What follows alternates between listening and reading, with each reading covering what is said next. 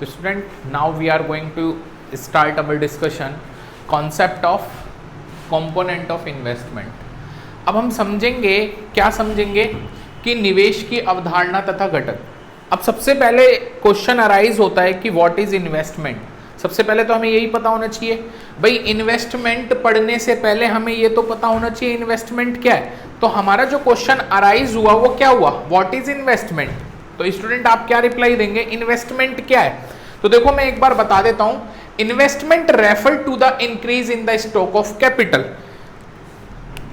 Investment refer करता है यानी हमें बताता है क्या, increase in stock of capital, यानी पूंजी के स्टॉक में वृद्धि, पूंजी के स्टॉक में होने वाली वृद्धि।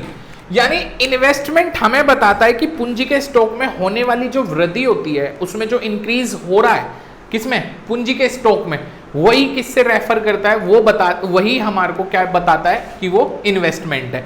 पूंजी के स्टॉक में वृद्धि हमें क्या बताती है, इन्वेस्टमेंट को डिफाइन करती है, इन्वेस्टमेंट को रेफर करती है।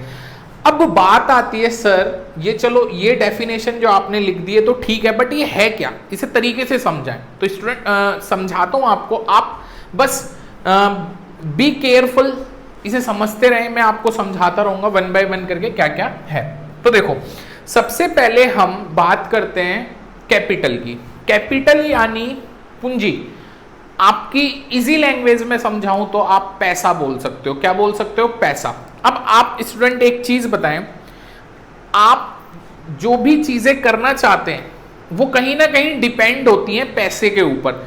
यदि आपके पास पैसा है तो आप जो भी मतलब सर्विसेज प्रोवाइड करना चाहते हो या और बहुत सारी चीजें करना चाहते हो वो बहुत इजीली कर सकते हो। ये सारी बात छोड़ो, मैं अपने ऊपर एग्जांपल लेके बताता हूं, मेरे ऊपर बहुत अच्छा समझ में आएगा। जब मैंने अपने इंस्टीट्यूट की 2015 में इस्टेब्लिश किया था, जब मैंने शुरुआत करी थी, तो आप यकीन करोगे मेरा एक छोटे से रूम से मैंने स्टार्टिंग करी थी अपने इंस्टीट्यूट को चलाने की। रन करा मैंने बहुत छोटे से रूम से, और वो छोटा सा रूम धीरे धीरे वो 2 रूम में कन्वर्ट हुआ। यानी वो छोटा रूम नहीं, यानी कहने मतलब एक रूम से मैंने 2 रूम करे, 2 से 3 करे, और आज आपको पता है कि हमारी 2 से 3 जगह ब्रांचेस ओपन है। तो स्टूडेंट ये जो सब पॉसिबल हो पाया है वो किस वजह से पॉसिबल हो पाया है, मेरे पास कहीं ना कहीं से कैपिटल आ रही थी। अब आप पढ़ते हो तो मुझे पैसा भी तो दे रहे हो, उस पढ़ाई का अगर जो मेरे को पैसा दे रहे हो तो इसका मतलब क्या है, मेरी जेब में क्या आ रही है, कैपिटल आ रही है। अब कैपिटल आ रही है तो मैं कहीं ना कहीं अपनी जो गुड्स एंड सर्विसेज हैं या जो मेरी सर्विसेज हैं उनको मैं क्या कर रहा हूं, एक्सपेंड कर पा रहा हूं, मैं उन्हें फैला पा रहा हूं, है ना। तो वो एक्सपेंड किस कारण से हो रही है, कैपिटल बढ़ने के कारण हो रही है। अगर मेरी जेब में पैसा ना हो तो क्या मैं सोच सकता था ये अपनी ब्रांचेस जो मैंने 2-3 जगह ओपन करी, क्या मैं इनके बारे में कभी सोच सकता था, नहीं सोच सकता था। तो स्टूडेंट आपको बिल्कुल क्लियर हो गया कि कैपिटल क्या है। कैपिटल एक पैसा हमें बताता है कि प्रोडक्शन की कैपेसिटी को, भाई मैं इस टाइम अगर आपको सर्विसेज दे रहा हूं तो मैं आपके लिए क्या हूं, प्रोड्यूसर हूं। क्या हूं, प्रोड्यूसर। तो प्रोड्यूसर की कैपेसिटी को बताता है कि प्रोड्यूसर की क्या कैपेसिटी है, समझ रहे हो ना। यानी कैपिटल क्या बताती है, कैपिटल स्टॉक बताता है कि प्रोड्यूसर की क्या कैपेसिटी है, वो कितनी गुड्स एंड सर्विसेज का प्रोडक्शन कर सकता है। अब कैपिटल में अगर इंक्रीमेंट होता है, कैपिटल में अगर इंक्रीमेंट होता है तो प्रोड्यूसर की गुड्स एंड जो सर्विसेज हैं उनमें भी क्या हो जाएगा, इंक्रीमेंट होगा। इंसान के पास पैसा आता है तो वो गुड्स एंड सर्विसेज में भी क्या कर देता है, इंक्रीमेंट कर देता है। तो मैं वही चीज आपको बताना चाह रहा हूं, लार्जर द कैपिटल स्टॉक, अगर आपके पास कैपिटल का स्टॉक बहुत ज्यादा होगा तो आप क्या कर सकते हो, प्रोड्यूसर की कैपेसिटी भी गुड्स एंड सर्विसेज की वो भी क्या होगी, ज्यादा होगी। तो यहां से हमारे को समझ में आया, क्या समझ में आया कि अगर पूंजी के स्टॉक में इंक्रीमेंट होता है तो हम बहुत सारी चीजों में यानी गुड्स एंड सर्विसेज में क्या कर सकते हैं, इंक्रीमेंट कर सकते हैं। अब देखो प्रोड्यूसर का ऑलवेज क्या मोटिव रहता है कि वो हमेशा अपनी गुड्स एंड सर्विसेज को क्या कर सके, इंक्रीजेस कर सके। अब मेरा भी जो मेन मोटिव है वो क्या है, वो हमेशा ये है कि मैं आपको ज्यादा से ज्यादा बेस्ट से बेस्ट सर्विसेज प्रोवाइड कर सकूं, वो भी विद इन या क्या किसके मतलब आपको बहुत कम से कम रेट में आपको ज्यादा से ज्यादा फैसिलिटी दे पाऊं, तो वो पॉसिबल कब हो पाएगा? जब मेरे पास ज्यादा से ज्यादा पैसा आएगा, तभी वो चीज पॉसिबल होगी। तो ठीक उसी तरीके से स्टूडेंट मैं बात करता हूं प्रोड्यूसर की, तो प्रोड्यूसर भी क्या करता है स्टूडेंट? प्रोड्यूसर भी हमेशा चाहता है कि उसकी कैपिटल में ज्यादा से ज्यादा टाइम के साथ साथ क्या होता रहे? इंक्रीमेंट होता रहे, जिससे कि वो भी अपनी गुड्स एंड सर्विसेज में टाइम टू टाइम क्या करता रहे? इंक्रीमेंट करता रहे। ठीक है ना? अब समझते हैं, देखो आपको समझ में आ गया होगा।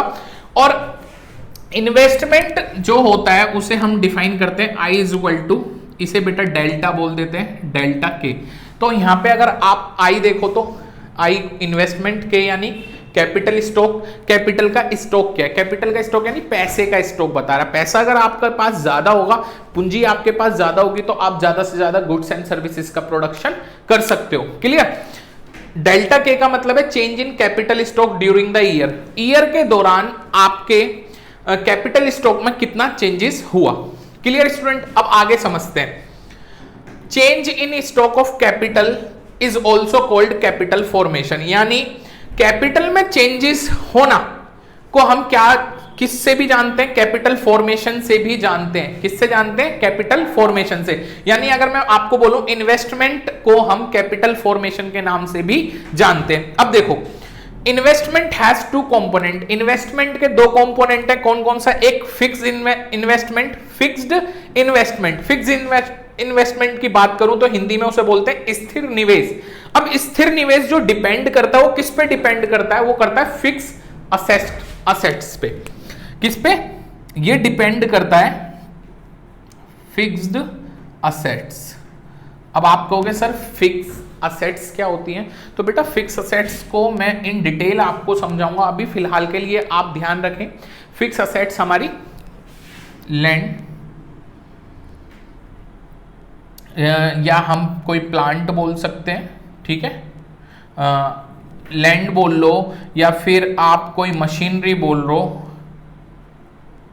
ठीक है। ये हमारे क्या है इस टाइम पे? ये हमारे इस टाइम पे क्या है? लैंड हो गई, मशीनरी हो गई, ये एक तरीके से हमारी फिक्स असेट्स होती हैं। क्या होती है? फिक्स असेट्स होती हैं। अब देखो हम समझते हैं क्या fix investment refer to increase the stock of fix assets of the producer, यानी ये बताता है फिक्स इन्वेस्टमेंट हमारे को बताती है कि प्रोड्यूसर की फिक्स असेट्स में कितना इंक्रीमेंट हुआ है एन अकाउंटिंग ईयर। अब अकाउंटिंग ईयर आपको पता हो तो इसे फाइनेंशियल ईयर के नाम से भी जानते हैं, फाइनेंशियल ईयर, ठीक है। हिंदी में इसे वित्तीय वर्ष बोलते हैं, और वित्तीय वर्ष आपको पता ही है हर ईयर 1 अप्रैल को स्टार्ट होता है, 1 अप्रैल को स्टार्ट होता है और आपका 31 मार्च, हर ईयर की 1 अप्रैल को स्टार्ट होता है और नेक्स्ट ईयर की 31 मार्च को खत्म होता है। और इसी ड्यूरेशन को किस नाम से जाना जाता है? फाइनेंशियल ईयर के नाम से जाना जाता है या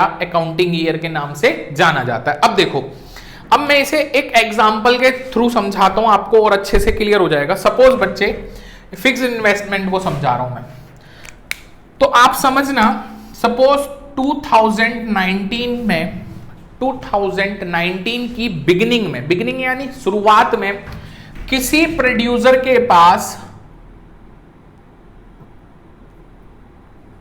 20 मशीन थी, 20 मशीन थी, कोई भी मशीन हो सकती है। और in the end of year, अगर मैं साल के एंड की बात करूं, 2019 के एंड में बात करूं, तो ये मशीन बढ़कर उसके पास कितनी हो गई? 25 मशीन हो गई। कितनी हो गई बेटा?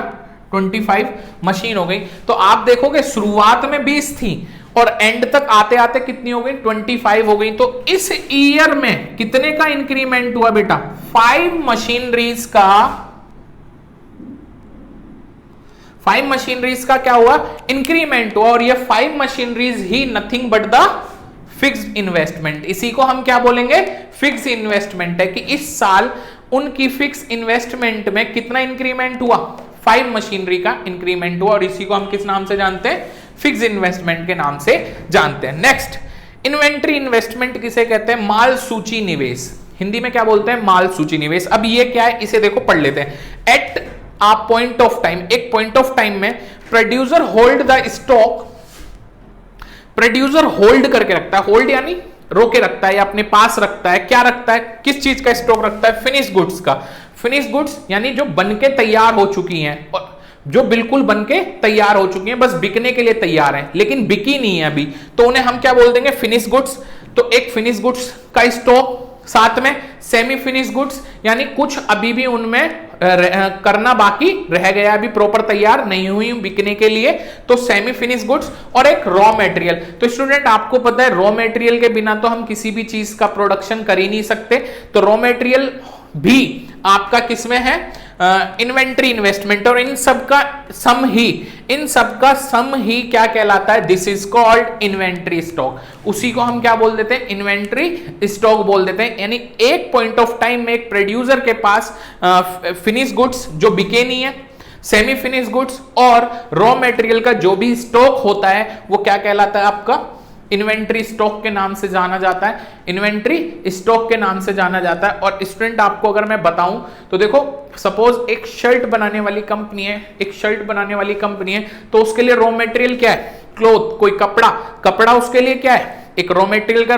काम करता है। फिर आपने देखा होगा उसमें जो बटन लगते हैं, वो बटन भी क्या है, वो रॉ मटेरियल में ही आते हैं। तो ये रॉ मटेरियल ऑलवेज उसे अपने पास एक स्टॉक करके रखना पड़ता है। और आपको पता ही है अगर ज्यादा से ज्यादा स्टॉक होगा तो आप डेली की डेली मार्केट में जाने से बच सकते हो, और मार्केट में जो आपको बहुत सारी कमियां देखने को मिलती हैं, क्योंकि आपको पता है मार्केट में कभी कभार कोई चीज होती नहीं है तो उसके रेट ज्यादा हो जाते हैं, या फिर तो आप ना मार्केट में जो बहुत सारी प्रॉब्लम फेस होती हैं उन सब से बच जाओगे। इसीलिए हमारे को रॉ मटेरियल का स्टॉक भी अपने पास ऑलवेज करना पड़ता है एक प्रोड्यूसर के नाते। समझ रहे हो ना स्टूडेंट? तो आपको बिल्कुल क्लियर हो गया होगा। तो स्टूडेंट आप इसे नोट करें। तो student now we are going to start our discussion gross investment, net investment and the concept of depreciation. Depreciation के कंसेप्ट को समझेंगे हम। सबसे पहले हम ग्रॉस इन्वेस्टमेंट की बात करते हैं कि ग्रॉस इन्वेस्टमेंट है क्या। सबसे पहले हम बात करें ग्रॉस इन्वेस्टमेंट है क्या। तो expenditure on the purchase of fix assets. अभी आपको पता है फिक्स असेट्स क्या बताई थी मैंने, लाइक आप ले सकते हो लैंड, प्लांट, मशीनरी, ये हमारी क्या है, ये फिक्स असेट्स हैं। यानी हमने खर्चा करा खरीदने पर, किस किस को, फिक्स असेट्स को खरीदने पर, और साथ ही साथ इन्वेंट्री स्टॉक। और इन्वेंट्री स्टॉक आपको पता ही है finish goods, semi finish goods और रॉ मटेरियल्स का जो भी सम होता है, जो भी मतलब उनका सम है, वो क्या कहलाता है, इन्वेंट्री स्टॉक। इन सब का मतलब कहने का मतलब यहां से क्या निकल रहा है, जो हमने खर्चा करा किस पे, फिक्स असेट्स पे, और इन्वेंट्री स्टॉक पे जो हमने खर्चा करा खरीदने पर ड्यूरिंग द ईयर के दौरान। ड्यूरिंग द ईयर का मतलब फाइनेंशियल ईयर के दौरान, इज कॉल्ड ग्रॉस इन्वेस्टमेंट। क्या कहलाता है वो, ग्रॉस इन्वेस्टमेंट कहलाता है। तो स्टूडेंट देखो इसे और अच्छे से समझाते हैं, ये तो आपको समझ में आ गया होगा। ग्रॉस इन्वेस्टमेंट क्या है, हमने जो फिक्स असेट्स और इन्वेंट्री स्टॉक्स को खरीदने में जो भी खर्चा किया है एक ड्यूरिंग ईयर, यानी ड्यूरिंग फाइनेंशियल ईयर बोल दो या ड्यूरिंग फाइनेंशियल ईयर, तो वो हमारा क्या कहलाएगा, वो हमारा ग्रॉस इन्वेस्टमेंट कहलाता है। Let's say an example, suppose ये मेरे पास फोन है, ये जो मेरा फोन है ये मैंने आज से 1 साल पहले खरीदा था। सपोज मैंने आज से कुछ टाइम पहले यानी 1 साल पहले खरीदा था, और इसकी जो कॉस्ट थी सपोज उस टाइम पे 40,000 थी जब मैंने खरीदा था। क्या कितनी थी, 40,000 थी जब मैंने ये खरीदा था। क्या स्टूडेंट आज मैं इस फोन को मार्केट में बेचने लगूं तो क्या इसे बेच कर मुझे 40,000 मिल जाएगा? बताएं, मिल जाएगा? अगर मिल जाता है तो आप ले लेना इस फोन को, बताओ, है ना। तो स्टूडेंट सवाल मतलब जवाब आता है कि नहीं मिलेगा। क्यों नहीं मिलेगा स्टूडेंट? बिकॉज आप क्या कहोगे कि सर आपने ये फोन यूज भी तो किया है, आपने ये फोन इतने दिन यूज भी तो किया है। मैं कहूंगा बेटा मैंने तो यूज बेशक करा है बट स्क्रैच कहीं भी नहीं है, आप चेक कर सकते हो। या आपको एक और मैं मतलब एक और तरीके से समझाता हूं कि मैंने फोन लेकर आया और मैंने उसे डब्बे में पैक कर दिया और साल भर बाद मैं उसे बेचने लग गया, 40,000 के फोन को डब्बे में पैक है, अभी तक यूज ही नहीं किया, तो क्या वो साल भर के बाद आपको लगता है कि वो फोन मेरा आज भी 40,000 का बिक जाएगा? या मैंने और कोई चीज खरीदी, क्या वो 40,000 की बिक जाएगी? तो स्टूडेंट रिप्लाई मिलेगा हमें कि नो। क्यों नहीं मिलेगा? रीजन क्या है क्यों नहीं मिलता? देखो समझते हैं। देखो टाइम के साथ साथ अगर हम किसी चीज को यूज करते हैं तो उसमें रफ एंड टफ वाली सिचुएशन आ जाती है कि भाई उसमें घिसावट हो जाती है।